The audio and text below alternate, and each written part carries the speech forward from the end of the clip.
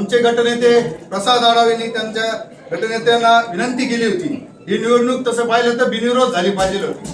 आज दिनांक 12 जानेवारी 2026 रोजी कोपरगाव नगरपालिकेत उपनगराध्यक्ष पदासह 3 स्वीकृत नगरसेवकांची निवड करण्यात आली। या निवड प्रक्रियेत भाजप लोकसेवा मित्र पक्ष आघाडी कोल्हे गटाकडून एक उपनगराध्यक्ष पदाची निवड करण्यात आली असून सौ सोनल अजय अजमेरे आणि अतुल धनालाल काले यांची स्वीकृत नगरसेवकपदी निवड करण्यात आली। तर राष्ट्रवादी काँग्रेस पार्टी काळे गटाकडून प्रकाश उर्फ बाळासाहेब रुईकर यांची स्वीकृत नगरसेवकपदी निवड करण्यात आली। दरम्यान या सभागृहात भाजप लोकसेवा मित्र पक्ष आघाडी कोल्हे गटाचे गटनेते प्रसाद आढाव यांनी उपनगराध्यक्ष पदाची निवडणूक ही बिनविरोध व्हावी असा प्रस्ताव मांडला। मात्र राष्ट्रवादी काँग्रेस पार्टी काळे गटाच्या गटनेत्या सौ गौरीताई मंदार पाडे यांनी ही निवडणूक बिनविरोध होणार नसल्याचे सभागृहात स्पष्ट केले।